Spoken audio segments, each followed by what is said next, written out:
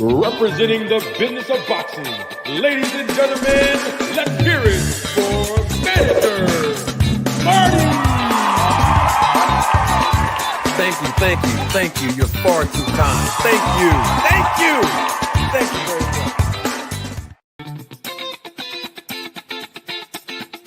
much. Representing the business of boxing, ladies and gentlemen, let's hear it for Manager Marty! Thank you. You're far too kind. Thank you very much.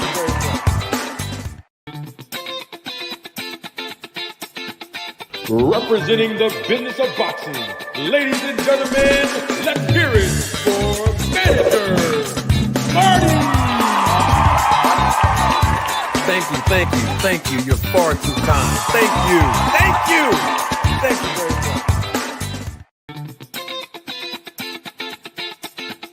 Representing the business of boxing, ladies and gentlemen, let's hear it for Manager Marty!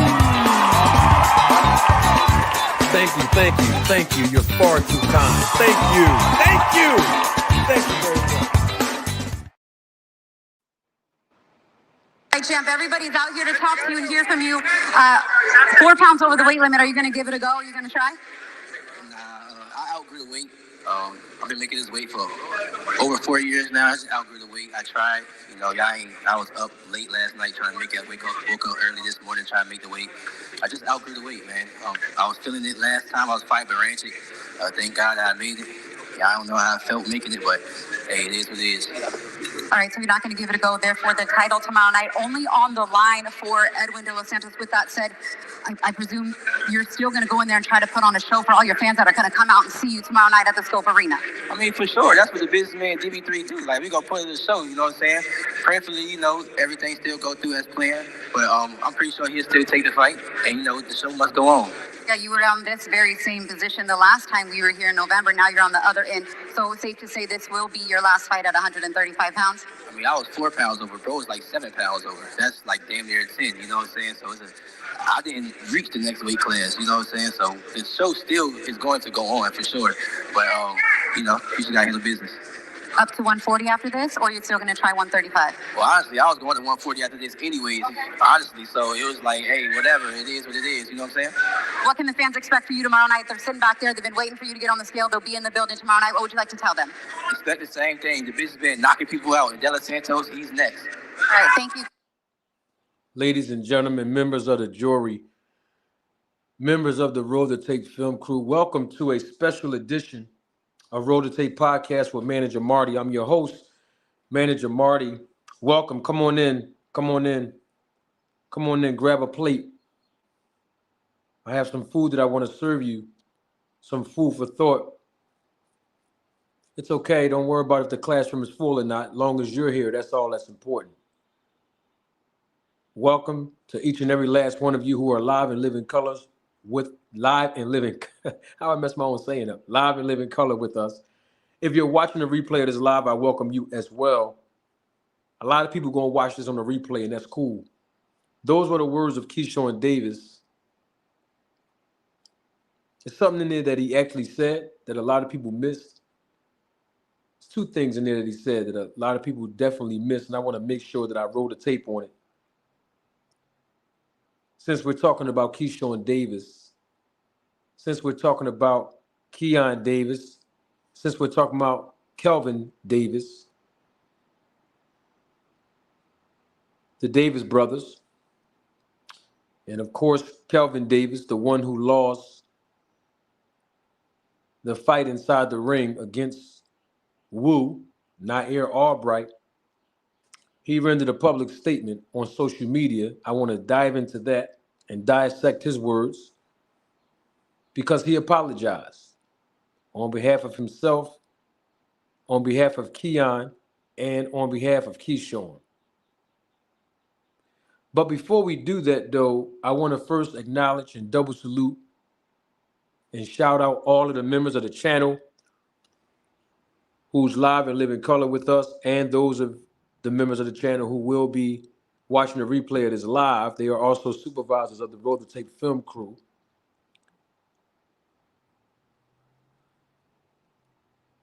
And then I want to talk about Jaron Boots Ennis. Matter of fact, let's start with that first. Of course, because we don't have a full classroom today, I'm not going to do the town watch check-in. But what I will do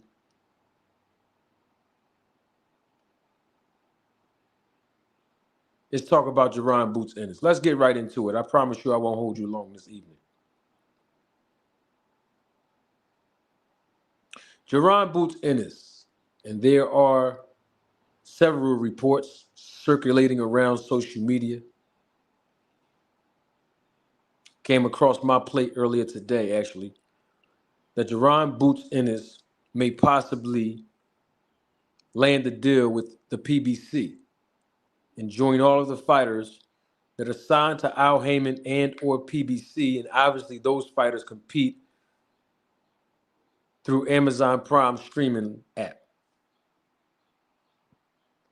I wanted to speak on something about Jaron Boots Ennis. As we know, Jaron Boots Ennis, we're going to just call him Boots because that's what everyone affectionately calls him. And so I might not say his whole full name when I speak on him, but when I say Boots, you all know who I'm referring to. And if you don't, and you're here watching us live and live in color, and the replay is live, I am talking about Jaron Ennis when I refer to the name Boots. Okay? Now, we know that Boots was signed to Cameron Duncan, the late, great Cameron Duncan. RIP to Cameron Duncan. And Boots have been exposed to Showtime's audience through Showbox, The New Generation, and then, of course, elevating up to Showtime Boxing. Those were the two platforms that Boots got exposed to regarding building an audience. In that, Boots subsequently called out the bigger names in the welterweight division. He called out Terrence Crawford at some point. He called out Errol Spence at some point. Spent the block, called Terrence Crawford out again. And then moving forward, subsequently following the Terrence Crawford versus Errol Spence Jr. fight, people on social media were talking about the fight between Jaron Boots Ennis and Terrence Bud Crawford. Now, of course, Bud had other plans, opposed to fighting a hungry young lion, very talented, very multifaceted, very gifted, very skilled, and unorthodox fighter in Boots, who has a combination of power, speed, footwork, and as they say in baseball, and of course they say it in boxing, he's a switch hitter, meaning that he could fight leading the southpaw stance and also equally leading the orthodox stance. Not only that, his body and mind never took great punishment inside of the ring, even though at that time he had upward of over 25 professional bouts. So Terrence Crawford, who was sitting on the A side of the show, A side of the street, having the ability and the capacity to choose his own opponents, did not think the risk was worth fighting Boots because of the lack of the reward, meaning compensation. Sort of like when Canelo Alvarez first was mentioned by others to fight Bud Crawford. And Canelo basically was saying, way before Crawford mentioned that he was moving up to 154 pounds, he said, his words, not mine, that Bud don't generate enough revenue for him as far as the American fan base getting behind Bud, supporting him, and the numbers just were not there as far as viewership and as far as pay-per-view buys, etc. So it would be a risk for Canelo to fight Bud without gaining the maximum reward that exceeded the risk. Well, that's the position that Bud was in when it was time for him to fight Boots. When I say time for him to fight him, I'm talking about in the minds of the general fan base, particularly in the YouTube boxing streets. Fast forward, Boots then, as they call emailed, he then won the title outside of the boxing ring without competing to become the IBF welterweight champion of the world, obviously because the IBF stripped Bud Crawford, and then of course subsequently following that, Bud basically vacated the titles anyway because he moved up to 154 pounds, fought Israel Madrimov, and of course he won that fight and received the title in that division. Now, what I'm basically getting at is that's where Boots was at that time. There was a promoter, his words not mine, Eddie Hearn, who said, his words not mine, he's been basically crossing his fingers, waiting to sign Boots to Matchroom Promotions for nearly 5 years. So when the untimely death of Cameron Duncan occurred, Boots was officially a free agent.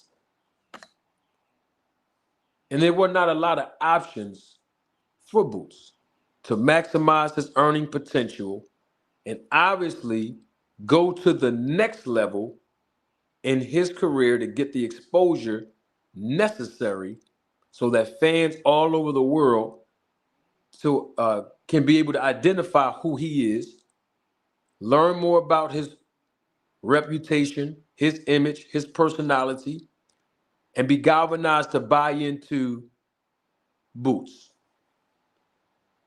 And so there was a deal between Boots Promotions, Eddie Hearn, and Matchroom Promotions. There was a deal that was inked, and in that deal that was inked, Eddie Hearn went to work immediately, subsequently following the chain of events. And what I mean by that is that Eddie Hearn made sure that Boots would gain the maximum exposure by being recognizable by world-renowned fans, not just in America, not just in the UK, but all around the world. So with that being said, Eddie Hearn understood that he had to do something that was going to galvanize the boxing community to not only buy into Boots' reputation, buy into Boots' talent, but also buy into Boots' image. And so one of the things that Eddie Hearn did that was a gutsy move, which I gave him credit for publicly, was that he actually took a risk by doing something that has never been done before. And that is literally securing the venue in Boots' hometown, the great city of Philadelphia, at the Wells Fargo Center, the same arena that the Philadelphia 76ers play in. It's a gutsy move. Because the first fight that Boots had under Matchroom, which was at the Wells Fargo Center in his hometown, it could have flopped. It could have been a disaster.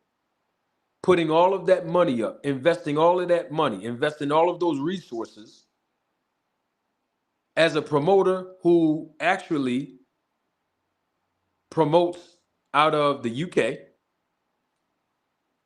who's going to actually make the debut of this promotional relationship with Boots in his hometown and at a big arena at the Wells Fargo Center, and then now having to choose a specific opponent to help satisfy not just the fan base, but also the invoice.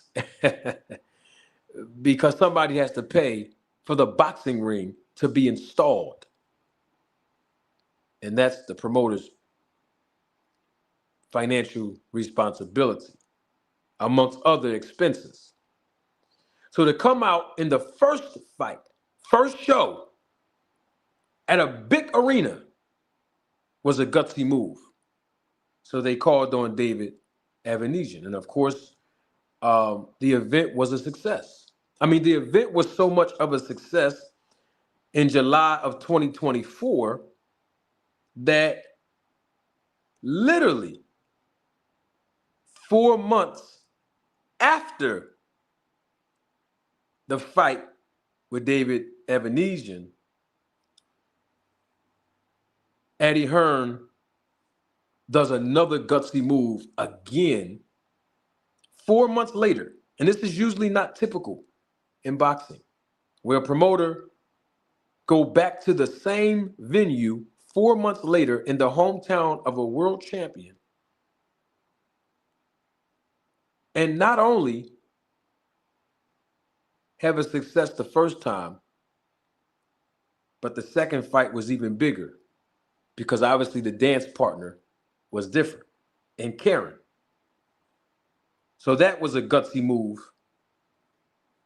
on behalf of Eddie Hearn. That was a great risk that he took.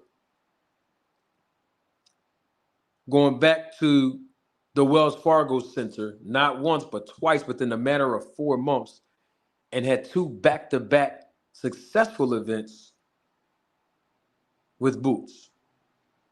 Of course, as we know, Boots, he won against Karen in dramatic fashion. It was a really, really intriguing, nail-biting fight.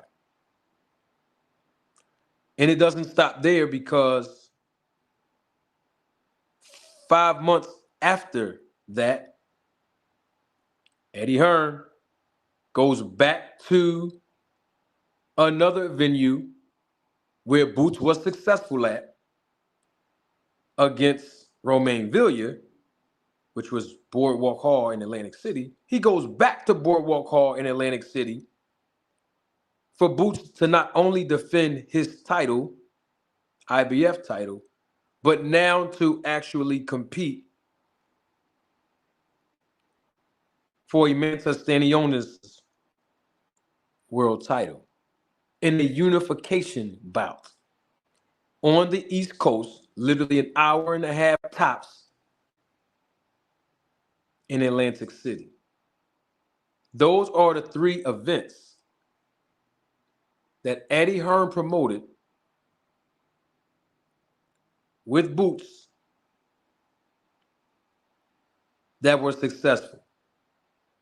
Boots signed with Eddie Hearn sometime in April of 2024, and within 90 days, the first fight with Eddie Hearn and his promotion company was in his hometown, not at 2300 Arena, because it's too small for Boots, not at the Liacouras Center, where the Temple University basketball team plays, because it's too small for Boots, but a major arena, the Wells Fargo Center. Very gutsy move. Why am I bringing all of this up? Because I want people to understand the perspective of the business of boxing. You ain't gonna find this nowhere else.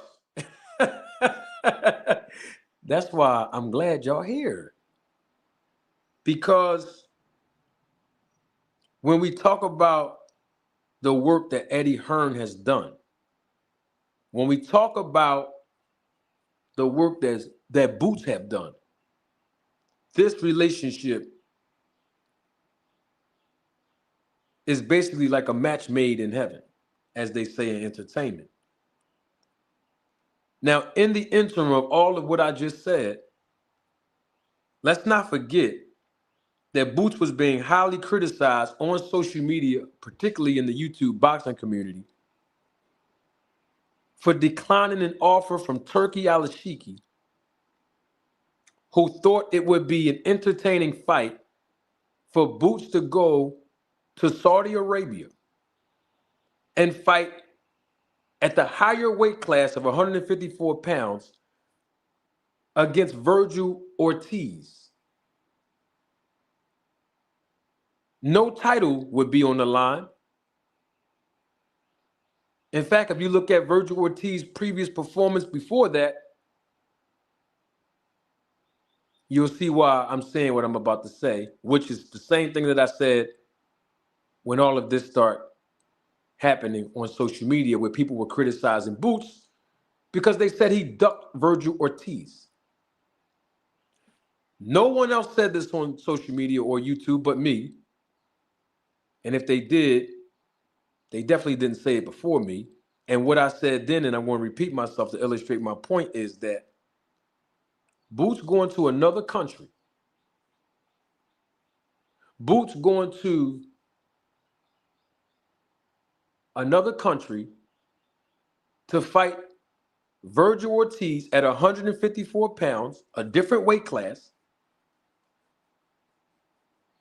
Boots doing all of that after already telling the public, after already telling his promoter what his intentions was.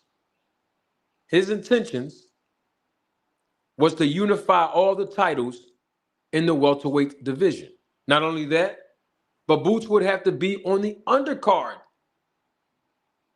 after he just came off of a great outing, a great showcase in his hometown. Not once, but twice. Back-to-back successful events. Nearly sold out. One was sold out. One was almost sold out. In an arena as the main event attraction, not an undercard performer. And he was supposed to risk all of that, including having to go back down in weight after fighting Virgil Ortiz, drain himself even more to compete in the welterweight division to somehow, some way in the near future unify the titles. And people call Boots a duck for that. And you know what I said? When Terrence Crawford and Errol Spence, when they publicized and expressed their intentions of unifying the titles in the welterweight division, those same people that was criticizing Boots on YouTube never criticized Terrence Crawford for wanting to fulfill his dream of unifying the titles in the welterweight division. And that's even after Terrence Crawford repeatedly declined to even want to have the desire to unify all the belts in the welterweight division before he called Victor Conti in 2021. No one criticized Errol Spence when Errol Spence was pursuing his obligation to fulfill his dream to become unified in the welterweight division. No one was requiring him or Terrence Crawford to go up and move up before accomplishing their goal and then coming right back down to defend and unify titles. But here it is, those same people were criticizing Boots. So if you really look at the landscape of what's been going on between the way that Boots is being promoted and co-promoted by Matchroom and Eddie Hearn, it is fair to give Eddie Hearn the rightful credit that he deserves. I mean, even if you question yourself and ask yourself about your favorite fighter, whoever he or she may be, they have not fought back-to-back at home within 4 months, 2 successful events in the same arena, and was able to unify the belts in that third fight after those 2 successful events, and now is unified as a world champion. No other fighter, including your favorite fighter, whoever he or she may be, has never done that in the modern day era of boxing. So we have to give Eddie Hearn his credit. We have to give him his just due and his respect because of the fact that he is doing good business. Not only that, but if you listen to Eddie Hearn speak regarding Boots publicly, he's always talking about what Boots wants. He's always talking about what Boots tell him. He's always talking about Boots' ambitions and aspirations. Never do Eddie Hearn say, this is what I want to do for Boots. And I don't care what Boots want. I'm the promoter and this was going to happen. He doesn't have a dictatorship presentation when he's talking about Boots and when he's sitting next to Boots at press conferences. He's always championing for what Boots want. Like Boots want to unify all the titles in the welterweight division. So what is this promoter doing? He's making offers to world champions such as Stanionis and such as Brian Norman Jr. Stanionis agreed to the terms, put his belt on the line. Unfortunately, Brian Norman Jr. officially did not. So I want other people to understand, this is not about me being from Philly. This is not about me being cool with Boots or Bosley or Coach L or any of those guys in Boots' camp and in his family. This don't have nothing to do with none of that. You know what has something to do with? Good business. And that's what I stand on. Irregardless of whether I'm cool with a fighter or whether I have a relationship with a professional boxer or not. I'm always going to stand on good business and explain the business of boxing to you all. So with all of that being said, as I lay the foundation, there's no need for Boots right now to go to PBC or Al Heyman. Not saying that it wouldn't be a good idea for Boots to fight on a PBC card, because we've seen Boots fight on numerous PBC cards. I mean, remember, he was on the undercard of the Tank Davis-Hector Garcia fight in Washington, D.C., amongst other cards for PBC. Let's say if Boots fight on the PBC card against the winner of Mario Barrios and Manny Pacquiao on Amazon Prime. Well, that's better than him fighting on BLK Prime. The point that I'm making is, even if he fights on the PBC card, as long as he's fulfilling his obligation and his dream and aspirations of unifying the titles, what difference does it make? In fact, Boots being signed under Matchroom Promotions give him so much leverage, and it gives him exposure to a world-renowned fan base. Why? Because DAZN doesn't just patronize Americans where Boots is from as an American. No, Eddie Hearn has so many contacts and so many resources in a whole entirely different country of the UK. And don't be surprised. That connection between Boots and Matchroom could materialize very well if Boots can get exposed to the UK audience out there. It's just good business. And so that's all I'm saying. With that whole PBC deal and what people think should happen, I think right now, in my personal observation and professional opinion, Boots is good where he is. In fact, I taught y'all this. You ain't gonna find this nowhere else. But when a world champion becomes a world champion, while they, as a professional boxer, is signed to an exclusive promoter, 9 times out of 10, their contract is extended, even when they're unifying. All contracts are not always the same.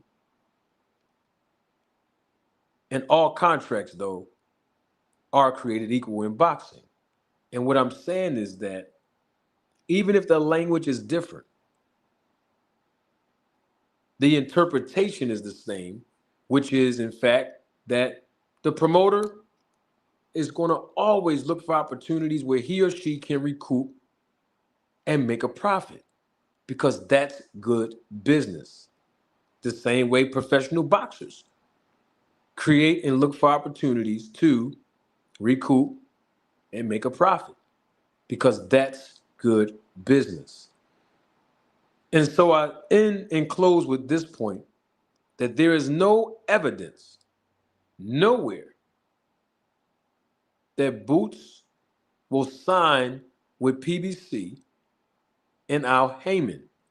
And that's not a knock on Al Heyman or PBC. I believe they do good business as well. But what I'm basically getting at is that it's okay to want and desire for Boots to go to Al Heyman and PBC exclusively. But Boots is in a very, very privileged position with where he is right now with Eddie Hearn and Matchroom. In fact, it's not necessary for Boots to go and sign exclusively to PBC. Now, in the near future, that might be necessary. But what I know about the business and what we all have seen thus far within a matter of 1 year, 3 fights later, 3 successful events, 2 of them at home, back-to-back, in an arena, 4 months apiece, and a unification bout, plus winning an actual title, again, inside the ring for the first time. If that's not good business from a good promoter, then I don't know what is. So I just wanted to put that out there, because I wanted to break down the business of boxing so that you all can understand why Boots staying where he is now is a great opportunity for him. Irregardless of what people think about Eddie Hearn, look at Eddie Hearn's actions and what he has done thus far with Boots. Now, with that being said, Cash App at the bottom of your screen, $ Manager Marty. I wanted to just talk about the fact that, go on to look at your screen if you can. We're going to read it together as a class. I want to talk about the fact that Keyshawn Davis and Keon Davis's brother, Kelvin Davis, who competed in the ring against Wu, Nair Albright, and lost, he rendered a statement, a public apology for that matter. And we're all going to read it together.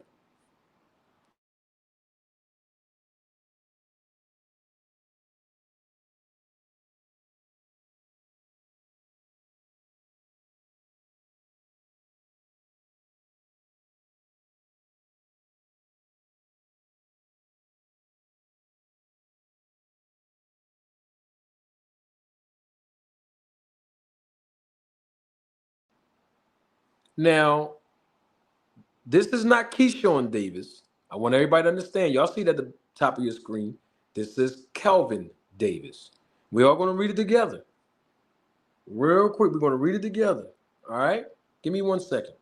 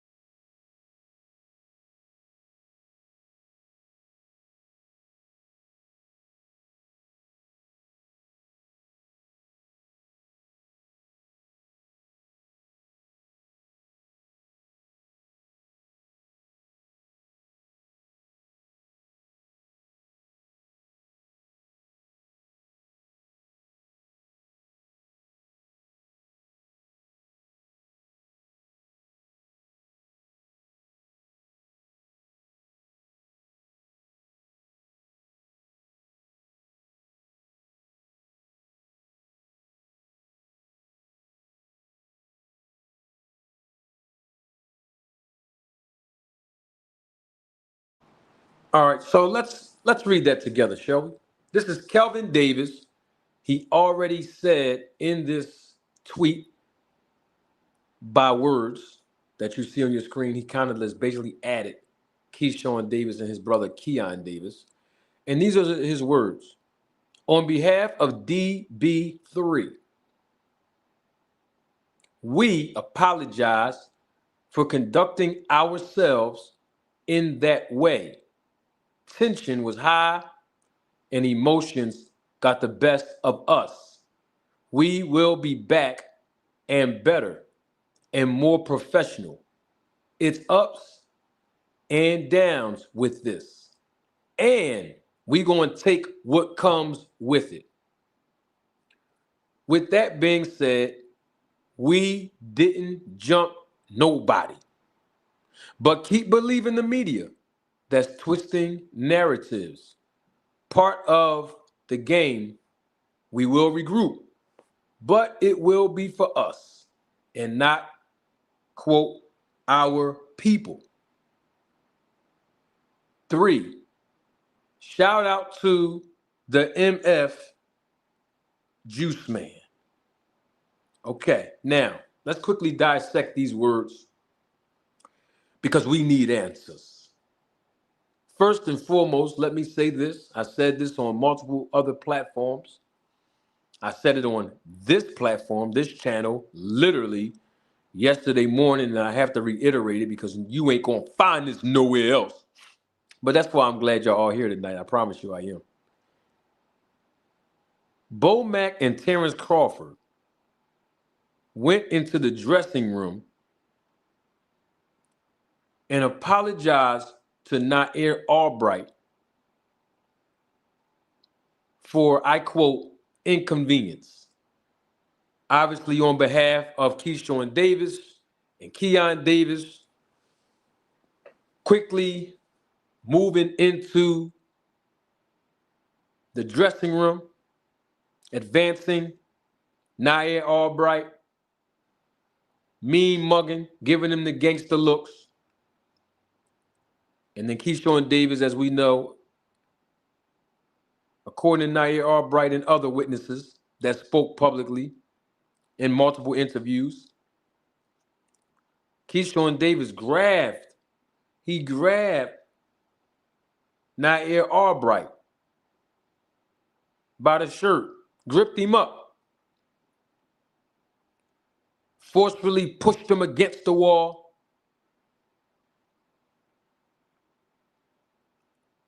and then headbutted Nair Albright, which left a huge hickey on his forehead. Now, with that being said, I believe that what Bomac should have done, since he is the trainer of Keyshawn Davis, and since he is the number one facilitator of the team and the training camp, and since he is the chief second, I believe that Bomac should have went into the dressing room and he should have apologized to Nair Albright. But he should not have apologized to Nair Albright on behalf of the inconvenience or Keyshawn Davis. Because Keyshawn Davis is over the age of 25 years of age, so which means that his brain is fully developed. He knew exactly what he was doing, why he did it, and he also premeditated his actions before he did it.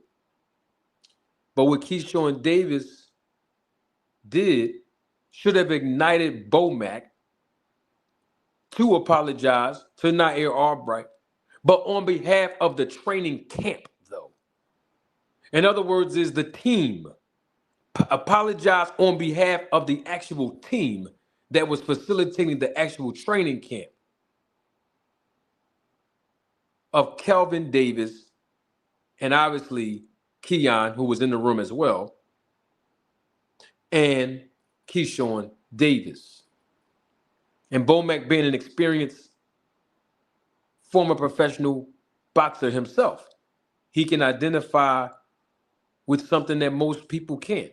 And that is him being a professional fighter. And if somebody would have ran up on him after he scored a major victory in his career, and how he would have felt, because he can come from a perspective of being a professional boxer. With that being said, I believe Bomac should have did something else after he apologized to Nair Albright on behalf of the camp, on behalf of the team. He actually should have went to Keyshawn Davis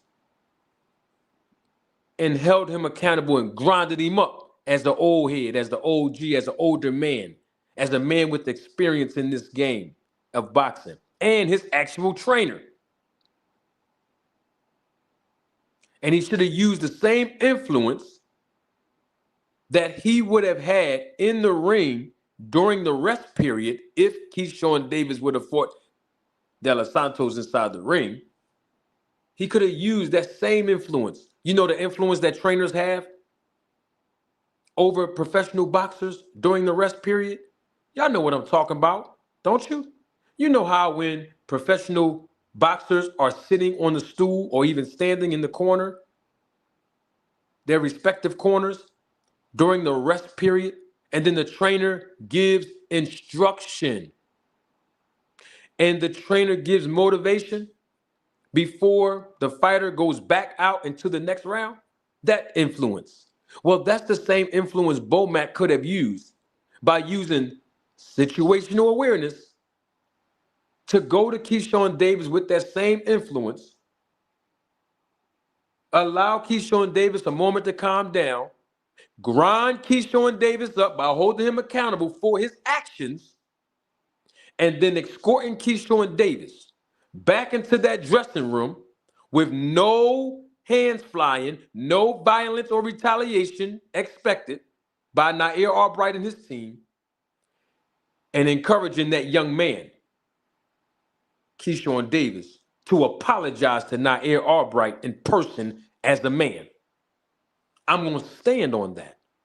With that being said, I believe, and y'all all, most of you that know me, all of you that are part of the Roll It Takes family, you know how I am. When a grievance happens publicly, when an incident happens publicly, and someone is wrong, I believe the same method that they used, whoever he or she is, to cause the error, should use that same method to apologize and correct that error. And because this happened in the locker room, face to face between Keyshawn Davis and Nair Albright, that was an error that occurred, right? Well, that's the same method that needs to be used for Keyshawn Davis to correct it and make it right, face to face. You know, sort of how when Keyshawn Davis missed the weight face to face in front of the network who paid and facilitated the fight financially, in front of the media, in front of his family, in front of the hometown fans, and in front of his promoter, in front of his own opponent, Edwin De Los Santos. He missed the weight publicly on them scales, right? Well, that's the same method that Keyshawn Davis should have used publicly when the interviewer was talking to him after the weigh-in, and he should have rendered a public apology. But that's not what happened. In fact, what did happen is what you see on your screen, that Kelvin Davis, the guy who actually competed in the ring against Nair Albright and lost, and apparently took his loss like a man and did not go into someone else's locker room to jump them or intimidate them or physically assault them.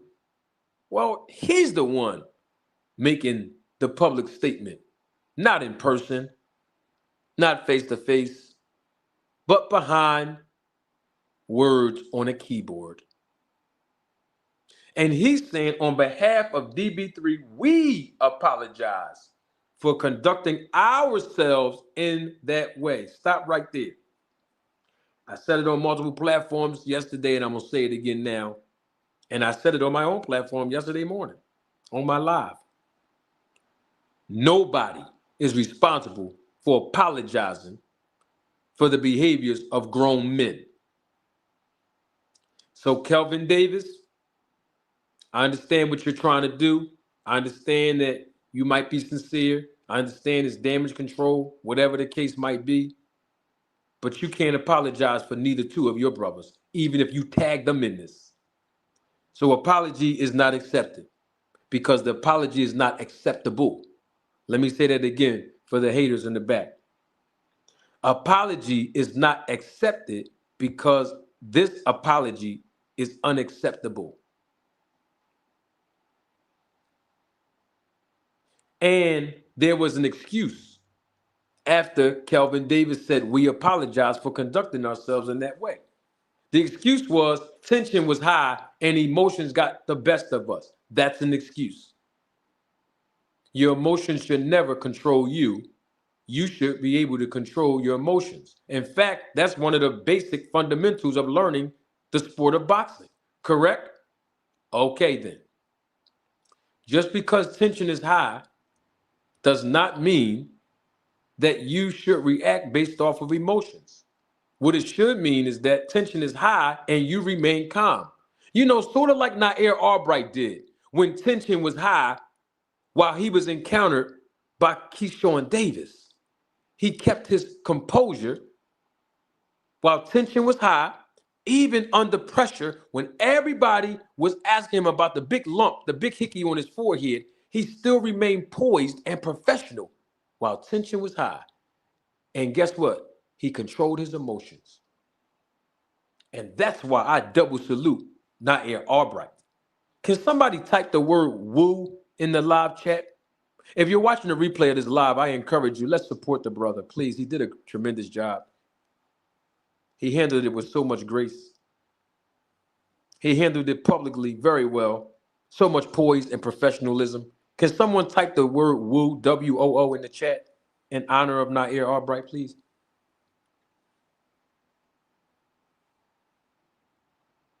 Kelvin Davis said, we will be back and better and more professional. You think a promoter is supposed to risk taking y'all back to your hometown after what just you won't be back in Virginia. Now you might be back in Virginia, but you won't be back at the Scope Arena under Bob Arum and Top Rank. Y'all three brothers can hang that up. Y'all might as well just don't even think about going back there. So y'all might be back, but you won't be back there. And the reason why I say you might be back and you might not be back there is because that venue is the venue and location where Keyshawn Davis, Kelvin Davis, and Keon Davis will earn their biggest compensation. I mean, you're not going to be able to get more money for showcasing the three Davis brothers nowhere else except for their hometown. Thank everybody in the chat. I double salute y'all. I appreciate y'all for the support. Everybody in the live chat, I salute you all. Double salute to all of you who typed the word woo in the live chat. Appreciate y'all. Now, he said, and be more professional. Well, we can't take a risk of that because Kelvin, from what I can see, you were the only one being professional. Your two brothers were being unprofessional. Keon was being unprofessional even in the interview after he fought, saying F the fans and F everybody. He dropped the F-bomb on the fans all because he was asked a question about the fans requesting a refund because of their disappointment that the main event of Keyshawn Davis and De Los Santos was canceled. Based on what? Based on what his brother Keyshawn did. So no, don't hold Keyshawn accountable for missing weight, losing the title, losing the opportunity to earn compensation, and in front of his hometown. No. Don't hold him accountable. Hold the fans accountable for being disappointed in him. F them. The arrogance of these brothers. So you keep saying more professional. Y'all going to be more professional. As long as you are arrogant, no matter where y'all go, y'all still going to be unprofessional when things don't go your way and when tension is high and you can't control your emotions. This is why even if you were raised by a single mother, even if you were raised by a family tree that have predominantly women as the matriarchs, guess what? You still need a man in your life to correct you, give you structure, order, and discipline. And if you do get into boxing, the number one man, typically, as male boxers know this, the number one man that has the most influence over you from the amateur boxing program all the way up, even in the professional rankings, if you don't have your father or a mature, wise man in your life, is your trainer. Now, he also said something else that perked my interest in doing a live about this. He said, here it is in the middle of your page. We going to take what comes with it. You sure about that, Calvin? Because what should have came with it. Now, I know some people not going to like this. What should have came with Keyshawn Davis gripping up that young man, running up in his dressing room like he a gangster and bringing back up with him and throwing that young man against the wall and then headbutting him. What should have came with that is the ambulance carrying y'all out of there, carrying your brothers up out of there. I'm not promoting violence. What I'm saying is self-defense is acceptable in situations like this. What I'm saying is if Keyshawn Davis run up on somebody and pull up on them unexpectedly to intimidate them in their dressing room, uninvited now, unwelcomed now, while they're in the middle of a celebration. Turn around and grab someone by the shirt and grip them up. Throw him against the wall and headbutt him. He deserves everything that's supposed to come with that. Like Kelvin just said, we're going to take what comes with it. Well, Kelvin Davis, you already took what came with that. And you took what came with that inside the ring like you were supposed to. You lost, right? Okay, so that came with fighting, right? But it's outside the ring. Now, what might come with that could possibly be a suspension, could possibly a fine, could possibly be a lawsuit. We don't know. But Kelvin Davis, you're saying we gonna take what comes with it. You're not gonna have to take nothing that come with that. Your brother Keyshawn Davis is gonna have to take what comes with it. With that being said, we didn't jump nobody. Okay, the media got it wrong. Because nobody in the dressing room said that y'all jumped him. That's the media. Because remember, reports were just leaking out as soon as it happened. So I'm not going to agree with Kelvin and say the media was twisting the narrative. I'm not going to say that. That was the information that came out because of how your brothers and another professional fighter who fought on that card ran up in that dressing room like they was gangsters. But let's say the media did twist the narrative. What difference does it make? Your brothers went in there on some gangster time. Your brother Keyshawn Davis, assault to the man. So it don't matter if the media twisted the narrative or not. The bottom line is your brother was wrong for what he did. And for my closing, the thing that caught my attention was at the end, the last statement. Y'all see the last sentence? Go and look at your bottom of your screen, please. Kelvin Davis said, shout out to the MF Juice man. It wasn't the juice carton that caught my attention.